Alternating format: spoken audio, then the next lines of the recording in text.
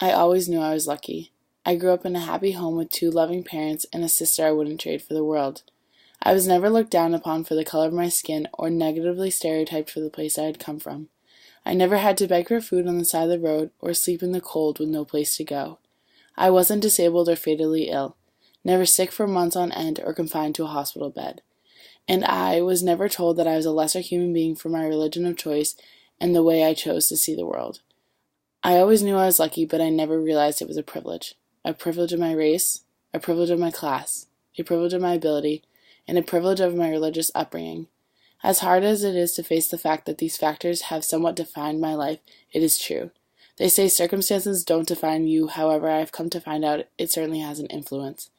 My circumstances, though, haven't gotten me to where I am today, but they have made it much easier.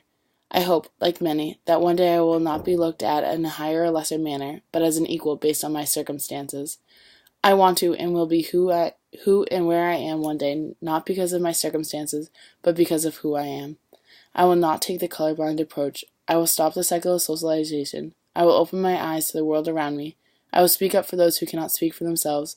I will challenge Christian hegemony by exploring other religions, and I will not blindly accept the institution. I always knew I was lucky, but I never knew it was a privilege. I now know it's a privilege I would like to challenge, and I challenge you to do so too.